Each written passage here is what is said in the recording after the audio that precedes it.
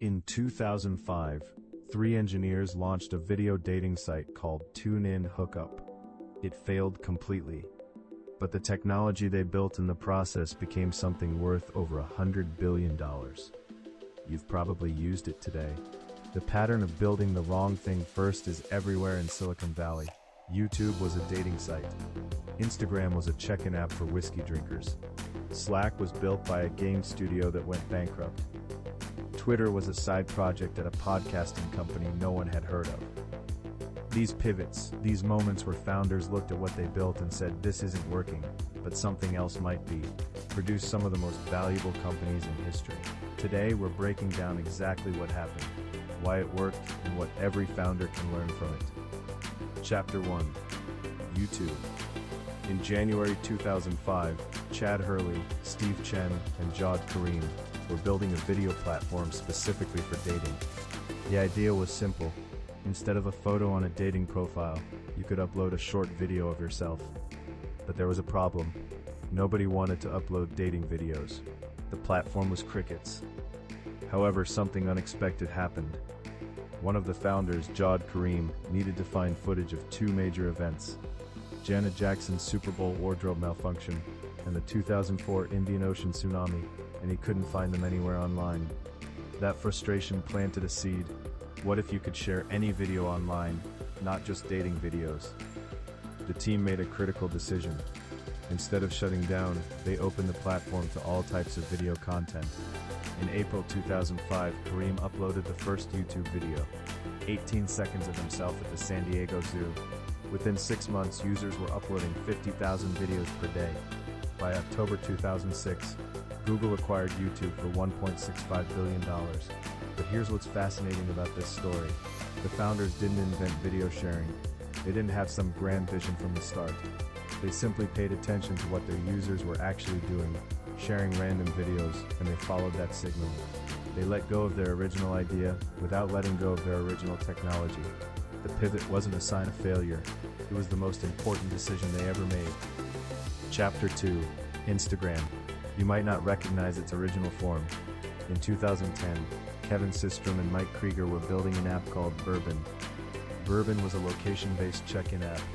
Imagine Foursquare, but with game mechanics. Users could check into locations, make plans with friends, earn points for hanging out in real life, and post photos. The problem? The app was a mess. It tried to do too much. Systrom described it later as cluttered and confusing. But then, Systrom and Krieger started digging through their data. They noticed something. Almost nobody was using the check-in features. Nobody cared about the points. But there was one feature users absolutely loved: photo sharing. People were uploading photos with filters, something rare at the time, and sharing them constantly. Systrom and Krieger made a radical decision.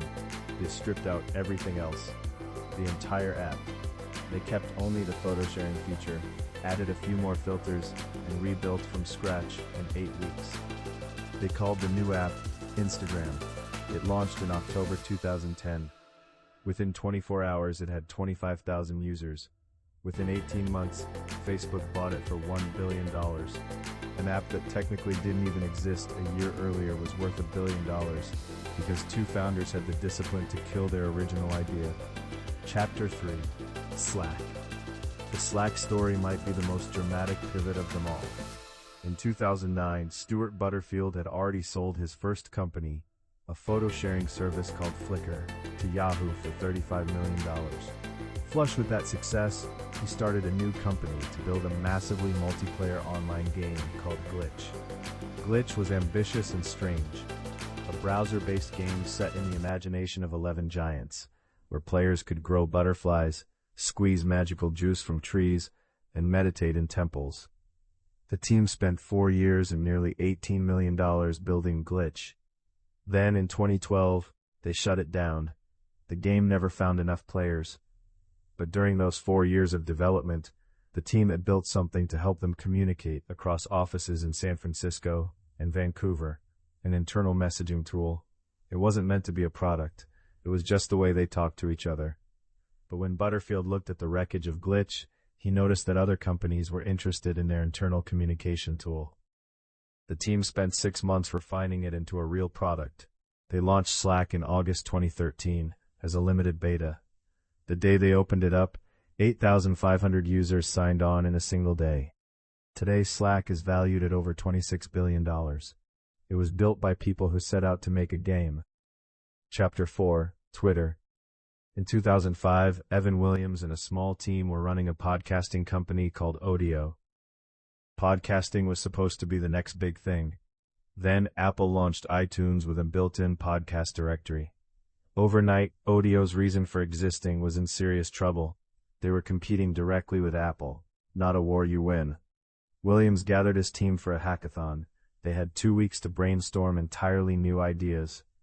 Jack Dorsey, a young programmer on the team, had been obsessed with the dispatch services used by taxi companies and ambulances, services that transmitted short status updates in real time. He proposed a platform where anyone could broadcast their current status to a group of followers, limited to 140 characters. The idea was called Twitter. The name came from the sensation of a phone vibrating in your pocket. The team built a rough prototype in 2 weeks. Williams was intrigued enough to buy out his investors and pivot the entire company. Audio became Twitter Incorporated in 2006. Twitter went public in 2013 at a valuation of $14 billion. Elon Musk later acquired it for $44 billion. All because a podcasting company had the courage to admit it had picked the wrong idea, and the wisdom to let someone on the team propose a better one. Now, the framework. What do all of these stories have in common? Each one reveals a pattern that the most successful founders seem to understand intuitively. First, fall in love with the problem, not the solution.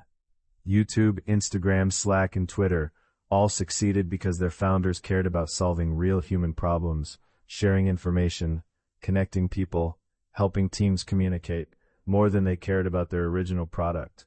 Second, look for signal in the noise. In every story, the pivot happened because founders paid close attention to what users were actually doing, rather than what they had assumed users would do.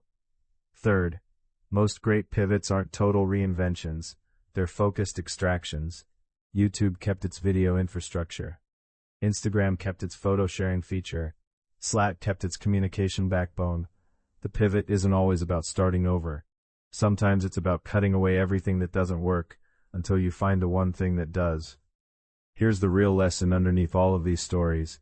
Building the wrong thing first often isn't wrong at all.